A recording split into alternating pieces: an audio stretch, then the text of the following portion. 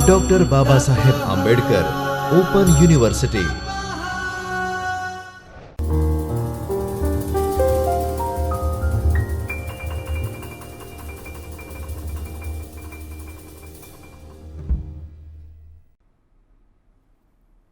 नमस्कार विद्यार्थी मित्रों, doctor Baba Saheb Ambedkar open university के चैतन्य स्टूडियो से मैं डॉक्टर गिरीश बंजारा आप सबका हार्दिक स्वागत करता हूं। आज हम इस लेक्चर में MA final year Hindi paper number 5 साहित्य सिद्धांत और समालोचना के अंतर्गत ब्लॉक नंबर 5 क्रोचे का अभिव्यंजनावाद पर हम प्रकाश डालेंगे।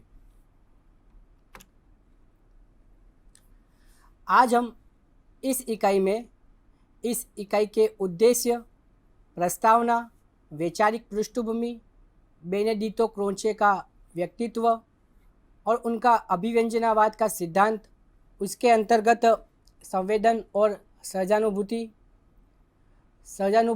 अभिव्यंजना तथा अभिव्यक्ति, कला सर्जन की प्रक्रिया, अभिव्यंजना सिद्धांत संबंधी मान्यताएं, अभिव्यंजनावाद और वक्रोक्तिक सिद्धांत और उसके अंतर्गत उसके साम्य और वैषम्य पर हम प्रकाश डालेंगे।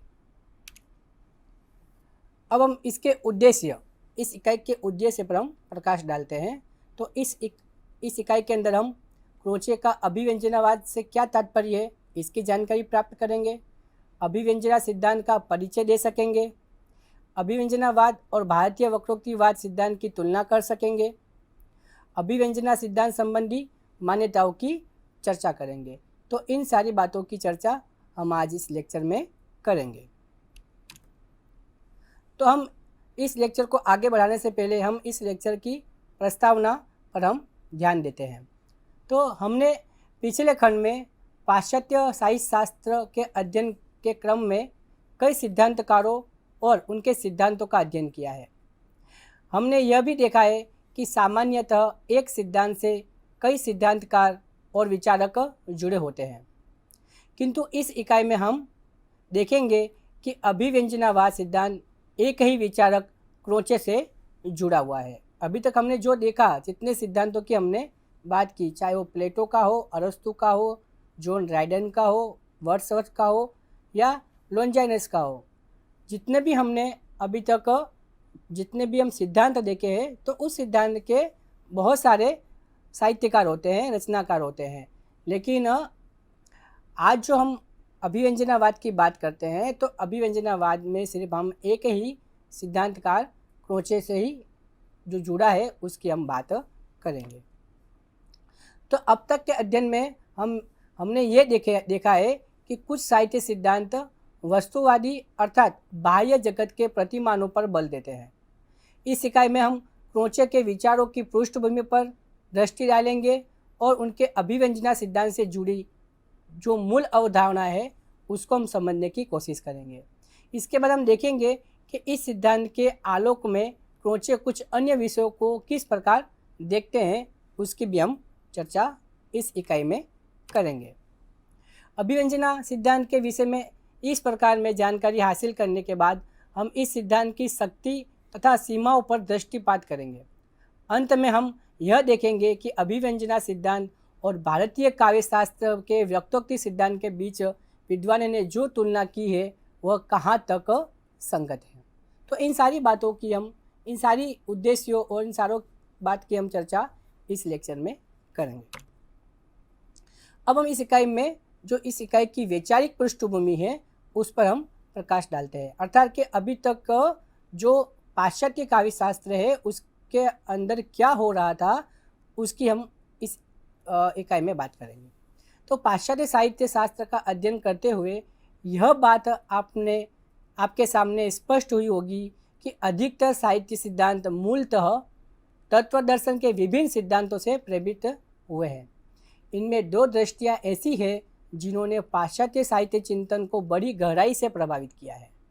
इनमें से एक है आत्मवादी दृष्टि, जो जगत में चेतना को सर्वप्रमुख तत्व मानती है, और दूसरी है वस्तुवादी दृष्टि, जो वस्तु जगत को ही सत्य का आधार मानती है। सौंदर्य शास्त्र के इतिहास पर एक विहंगम दृष्टि डालने पर यह बात स्पष्ट हो जाएगी। पाश्चात्य साहित्य शास्त्र में प्लेटो का नाम सबसे पहले लिया जाता है।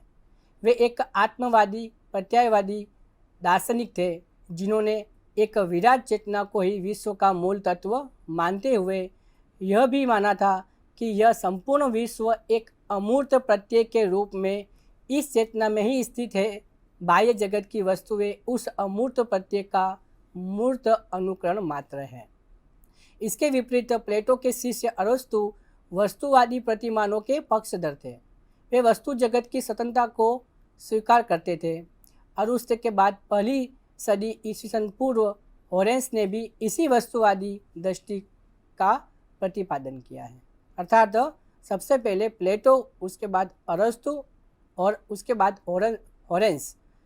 प्लेटो ने कहा था कि वह आत्मवादी यानी अनुकरण सिद्धांत को नकारते थे, लेकिन उनका जो शिष्य है अरस्तु, वह अनुकरण को ही पुनर्सृजन मानता था। तो वो उसके आगे फिर होरेंस ने भी उसी अनुकरण सिद्धांत की आगे बात कही। 18वीं सदी में पोप तथा ड्राइडन, 19वीं सदी में मैथ्यू आर्नल्ड तथा जॉन रिंकल और 20वीं सदी में टी.एस. इलियट जैसे रचनाकारों विचारकों ने रचना में क्लासिक संयम, अनुशासन तथा मूल्यों की वस्तुनिष्ठता पर बल दिया। 20वीं सदी में ही मार्क्सवादी समीक्षा दृष्टि ने भी कला के लिए बाह्य जगत के सामाजिक प्रतिमानों को आवश्यक माना है। अब हम जो क्रोचे है उसके व्यक्तित्व पर प्रकाश डालते हैं। तो इनका जन्म अर्थात क्रोचे का जन्म 25 फरवरी 1866 में हुआ था और इनका निधन 20 नवंबर 1952 में हुआ था। ये इटली के आत्मवादी दार्शनिक थे। उन्होंने अनेकानेक विषयों पर लेखनी चलाई है, जिनमें दर्शन, इतिहास, सौंदर्य, शासन आदि प्रमुख है। वह उदारवादी विचारक थे, किंतु उन्होंने मुक्त व्यापार का विरोध किया था। अभिव्यंजनावाद के प्रवर्तक बेनेडेत्तो क्रोचे मूलतः आत्मवादी दार्शनिक है। उनका उद्देश्य साहित्य में आत्मा की अंतःसत्ता स्थापित करना है। क्रोचे का अभिव्यंजनावाद कला के मूल तत्व की खोज का प्रयास है। कला का वास्तविक तत्व क्या है अथवा उसकी आत्मा क्या है, इस विषय में क्रोचे ने अपना गंभीर विवेचन प्रस्तुत किया है, जो सूक्ष्म भी है। अब हम क्रोचे की जो कृतियाँ हैं उस पर प्रकाश डालते हैं। तो 1900 में ऐतिहासिक भौतिकवाद और मार्क्सवाद का अर्थशास्त्र, 1902 में अभिव्यक्ति के विज्ञान के रूप में सौंदर्य मीमांसा तथा सामान्य भाषा विज्ञान, 1913 में व्यवहार का दर्शन, 1917 में इतिहास लेखन का सिद्धांत और इतिहास, 1920 में सौंदर्य मीमांसा का सार, 1921 में दाते का काव्य, 1871 में से 1915 तक इटली का इतिहास, 1936 में कविता और 1952 में हेगेल और जांच परख। इस प्रकार इनकी ये प्रमुख कृतियाँ हैं। अब हम क्रोचो के जो उनका अभिव्यंजना सिद्धांत है उस पर हम प्रकाश डालते हैं। तो अभिव्यंजनावाद के प्रवर्तक क्रोचे मूलतः आत्मवादी दार्शनिक है। उनका उद्देश्य साहित्य में आत्मा की अंतःसत्ता स्थापित करना था। इनसे पूर्व कांट ने मन तथा बाह्य जगत के तादात्म्य और समन्वय का प्रतिपादन करते हुए दृश्य जगत की उपेक्षा की और हेगेल ने कांट की मान्यता स्वीकार करते हुए दृश्य जगत को भी महत्व प्रदान किया। इसके विपरीत क्रोचे ने केवल मानसिक प्रक्रिया को ही महत्व दिया है। उनकी दृष्टि में बाह्य उपकरण गौण साधन मात्र हैं। अर्थात क्रोचे क्या कहते हैं कि जो बाह्य उपकरण है वो गौण मात्र है काव्य के अंदर। काव्य के अंदर जो प्रमुख है वो क्या है, मानसिक प्रक्रिया है। मन का होना ही सबसे महत्वपूर्ण है और बाकी की जो बाह्य उपकरण है वो तो क्या है, मात्र गौण साधन है। क्रोचे का अभिव्यंजनावाद कला के मूल तत्व की खोज का प्रयास है। अर्थात अभिव्यंजनावाद क्या है कि अभिव्यंजनावाद कला के मूल तत्व का खोज है। वो मूल तत्व की स्थापना करता है, उसकी खोज करता है। कला का वास्तविक तत्व क्या है अथवा उसकी आत्मा क्या है, इस विषय में क्रोचे ने अपना गंभीर विवेचन प्रस्तुत किया है, जो सूक्ष्म भी है। क्रोचे के समस्त सौंदर्य विवेचन में आत्म तत्व प्रतिष्ठित है, यानी खुद का, आत्म मतलब खुद का, आंतरिक। यह आत्म तत्व कलाकार की चेतना है। इस आत्म तत्व को क्रोचे ने आंतरिक अभिव्यक्ति कहा है। क्या कहा है क्रोचे ने? कि खुद की आंतरिक अभिव्यक्ति, कलाकार की आंतरिक अभिव्यक्ति ही क्या है? अभिव्यंजनावाद है, जो इस जगत में मुख्य रूप से दो प्रकार की प्रतिक्रिया करता है। जो ये तत्व है क्या करता है? इस जगत में मुख्य रूप से दो प्रकार की प्रतिक्रिया करता है। सबसे पहले है मानसिक व्यापारों की कसौटियाँ। तो इनका जो अभिव्यंजनवाद है वो क्या है? सबसे पहले मानसिक व्यापारों की कोटियाँ। तो क्रोचे के अनुसार मानसिक या ज्ञान की क्रियाओं के दो भेद हैं, सैद्धांतिक या मानसिक और व्यवहारिक। इन्हीं को क्रोचे ने क्रमशः सांसारिक ज्ञान बोध और सांसारिक क्रिया कहा है। कलाकार की मानसिक शक्ति या उसका सांसारिक बोध दो प्रकार से व्यक्त होता है। एक प्रकार सहज बोझ का है और दूसरा भावात्मक का है। इसमें तर्क का आश्रय नहीं लिया जाता, अपितु हृदय की सहज गति को अंकित करने का प्रयास किया जाता है। इस हृदय की सहज गति को अंकित करने का प्रयास किया जाता है। इसे क्रोचे ने सहानुभूति या अंतःप्रज्ञात्मक कहा है। इसी सहानुभूति से कला का जन्म होता है। अर्थात क्रोचे क्या कहता है कि अंदर से जो कला उत्पन्न होती है वही असली कला होती है और उसी से कला का जन्म होता है। दूसरा है मानसिक बोध। मानसिक बोध का दूसरा प्रकार की बुद्धि प्रदान है। इसमें व्यक्ति विचार या तर्क द्वारा जगत के रहस्य को समझते हैं और उनके विषय में अपनी धारणा बताते हैं। इसे क्रोचे ने तर्क ज्ञान कहा है। पहला है मानसिक ज्ञान, दूसरा है, यहाँ दूसरा हम किसकी बात कर रहे हैं? मानसिक ज्ञान की। इसके पहले हमने किसकी बात की थी? आंतरिक ज्ञान की। तो मानसिक ज्ञान क्या है? तो मानसिक बोध का दूसरा प्रकार का बुद्धि प्रदान है। इसमें व्यक्ति विचार का तर्क द्वारा जगत के रहस्य को समझते हैं और उसके विषय में अपनी धारणा बनाते हैं। यानी जो व्यक्ति है, रचनाकार है, पहले दुनिया की बात समझता है, उसके बाद में खुद का तर्क देता है। व्यवहारिक क्रिया पक्ष के भी दो प्रकार है, एक आर्थिक और दूसरा है नैतिक आर्थिक। आर्थिक का अर्थ है उपयोगिता तथा नैतिक का अर्थ है जीवन और जगत के व्यवहारों का सामाजिक दृष्टि से मूल्यांकन। इसमें सहानुभूति क्रिया ही प्रमुख है। वही क्रोचे के कला विवेचन का आधार प्रस्तुत करती है। ये चार व्यापार निम्नलिखित है। सबसे पहले है सहज ज्ञान, दूसरा है तर्क ज्ञान, तीसरा है आर्थिक और चौथा है नैतिक। ये चार बातें हैं जो इनमें क्या करती है? इस व्यापार की प्रमुख व्यापार है। अब सबसे पहले आता है सहज ज्ञान और अभिव्यंजना। कि सहज ज्ञान क्या है और अभिव्यंजना क्या है? तो सहज ज्ञान या अंतःप्रज्ञा और अभिव्यंजना का अभिन्न संबंध है। जहाँ सहज ज्ञान होगा वहाँ अभिव्यंजना अवश्य होगी। सहज ज्ञान अभिव्यंजना के बिना या अभिव्यंजना सहज ज्ञान के बिना संभव नहीं है। क्रोचे ने अभिव्यंजना शब्द का प्रयोग व्यापक अर्थ में किया है, जो शाब्दिक अभिव्यंजना के बोध के साथ साथ रेखा, स्वर, गति आदि सभी माध्यमों का बोध है, जिसे चित्र, संगीत, नृत्य आदि को किसी भी रूप से अभिव्यंजना होती है। जो सहज ज्ञान अभिव्यंजना का रूप धारण नहीं कर सकता वह वास्तव में सच्चा प्रतिज्ञान नहीं है।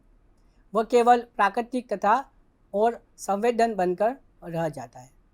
कवि क्या कहता है, यहाँ क्रोचे क्या कह रहा है कि जो सहज ज्ञान अभिव्यंजना का रूप धारण नहीं कर सकता वह वास्तव में सच्चा प्रतिभा ज्ञान नहीं है, वह केवल प्राकृतिक तथ्य और संवेदन बनकर रह जाता है।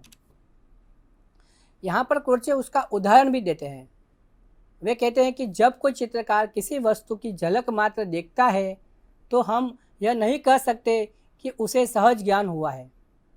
हम सहज ज्ञान की उपलब्धि तब मानेंगे जब वह उसका प्रतिष्करण कर लेगा, अर्थात जब वह अपने अंतर्मन में उसे पूरी तरह अभिव्यक्त कर लेगा। इस प्रकार क्रोचे सहानुभूति को आंतरिक अभिव्यंजना या आंतरिक रूप रचना मानते हैं, जो सौंदर्य तत्व को जन्म देती है। वह उसे आत्मा का अभिव्यंजनात्मक क्रम मानते हैं।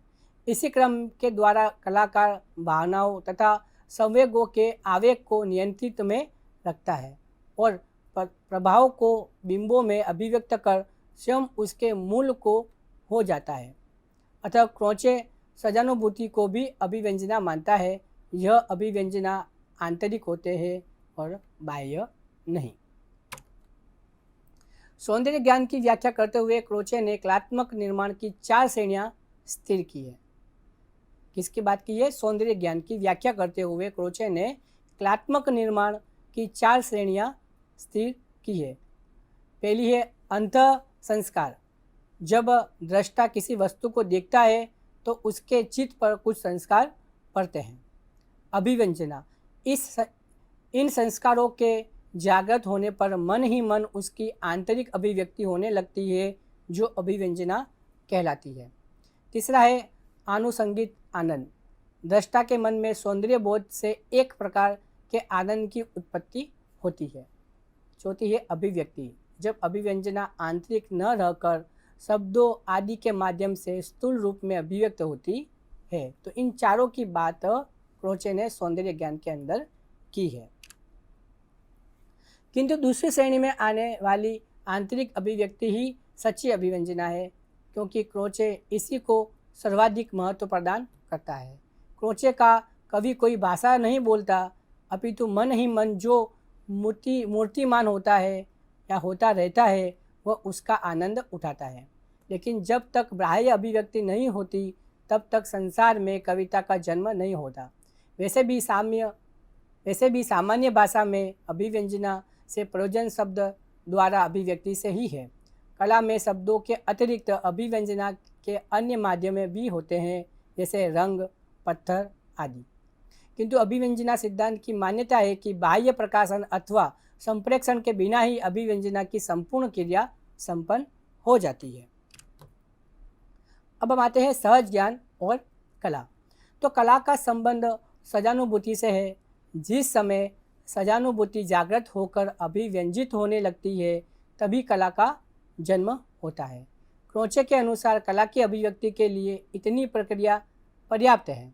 सामान्यतः जब हम कला की चर्चा करते हैं तो हमारा अभिप्राय लिखित कृतियों अथवा रचनाओं से होता है, किंतु क्रोचे जब कला की चर्चा करता है तो उसका अभिप्राय आंतरिक अभिव्यक्ति से होता है, जिसका बाह्य अभिव्यक्तिकरण नहीं होता।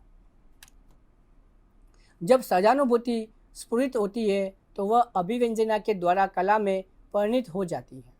यह पूरी प्रक्रिया आंतरिक है, अर्थात कला की दृष्टि तथा सिद्धि कलाकार के भीतर होती है, बाहर नहीं, क्योंकि यह अंतः कला की दृष्टि ही नहीं, उसकी सत्ता भी बाहर नहीं है। क्रोचे के अनुसार कला आंतरिक होने के साथ साथ अखंड है, क्योंकि अंतः प्रज्ञा या सहानुभूति अखंड होती है। जब सहानुभूति अखंड होगी तो उसकी अभिव्यंजना भी अखंड होगी, तब स्वभावतः कला भी अखंड होगी। वस्तुतः क्रोचे का अभिप्राय यह है कि कोई भी काव्य, चित्र या मूर्ति अपने पूर्ण अखंड अभिव्यक्त रूप में भी ही कवि के मन में स्फुरित होती है और उस स्फुटिरण में ही वह अभिव्यंजना का कलात्मक रूप ग्रहण कर लेती है। अतः क्रोचे के अनुसार सहज ज्ञान और अभिव्यंजना में अभेद है। प्रत्येक सहज ज्ञान कला है। कला सृष्टि केवल आंतरिक है, कला वस्तु में नहीं अपितु रूप में है, कला अखंड है। अब हम अभिव्यंजना और उसका सौंदर्य की बात करेंगे।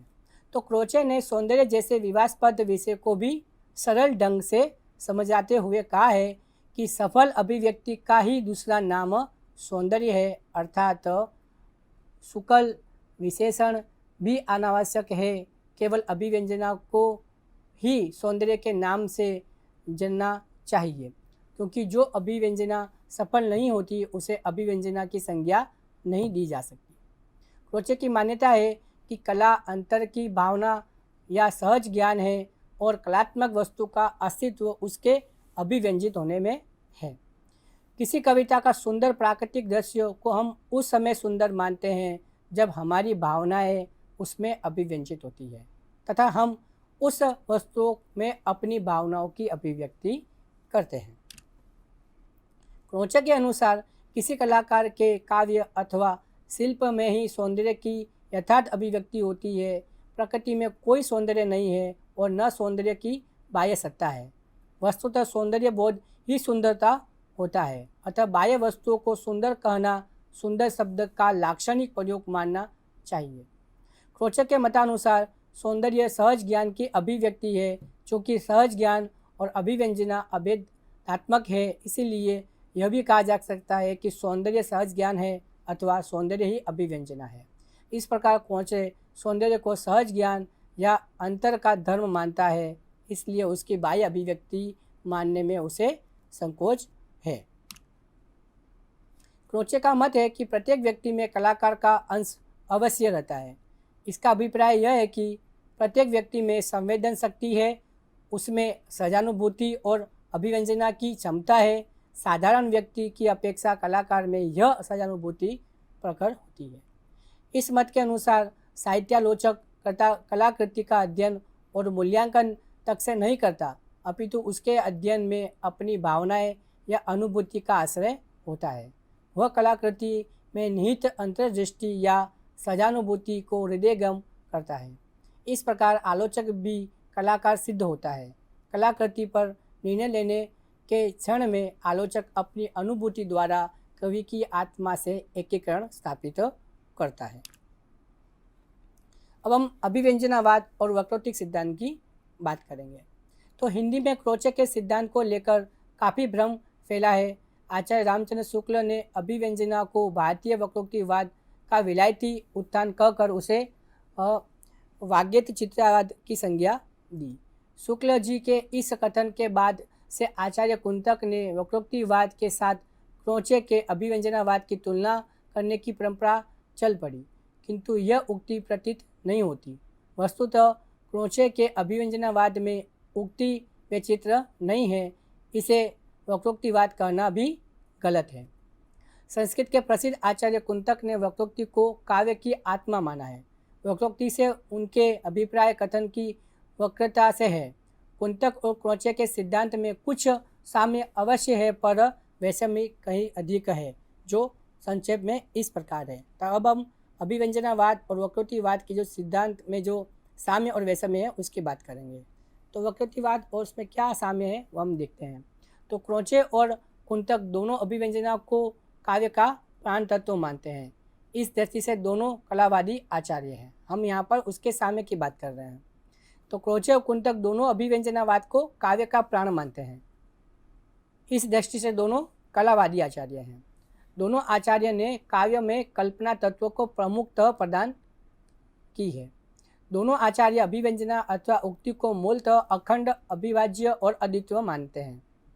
दोनों आचार्य अभिव्यंजना अथवा सौंदर्य अभिव्यंजना में श्रेणियाँ नहीं मानते। अभिव्यंजना सफल होती है, कम या अधिक सख्त नहीं है। अब हम इसकी वैषम्य की बात करते हैं। तो क्रोचे और कुंतक में सबसे बड़ा अंतर यह है कि मूलतः कुंतक आलंकारिक आचार्य है, जबकि क्रोचे दार्शनिक। दोनों के दृष्टिकोण में मौलिक अंतर है। कुंतक आनंद को सौंदर्य की सिद्धि नहीं अपितु कारण भी मानते हैं, जबकि क्रोचे के अनुसार सौंदर्य और उसकी प्रतिरूप अभिव्यंजना अपना उद्देश्य ही है। क्रोचे की अपेक्षा कुंतक के सिद्धांत की वस्तु तत्व की स्वीकृति अधिक गहरी है। क्रोचे के अभिव्यंजनावाद में नीति अनीति का प्रश्न ही नहीं उठता, जबकि वक्रोक्तिवाद भारतीय दर्शन और विचार परंपरा के अनुरूप नीतिवादी नहीं त्याग सका। क्रोचे के अनुसार काव्य की सहानुभूति है, जबकि कुंतक के अनुसार कवि व्यापार। कुंतक वक्रता और वार्ता में स्पष्ट भेद मानते हैं, जबकि क्रोचे उक्ति को कला का मूलाधार मानते हैं, किंतु वक्रता और वार्ता आदि का भेद नहीं मानते हैं। तो मित्रों, आज हमने इस लेक्चर के अंदर क्रोचे का व्यक्तित्व और उसके काव्य सिद्धांत की बात की। आने वाले लेक्चर में हम दूसरे पाश्चात्य काव्यशास्त्री और उनके सिद्धांत की बात करेंगे। नमस्कार। स्वाध्यायः परमः।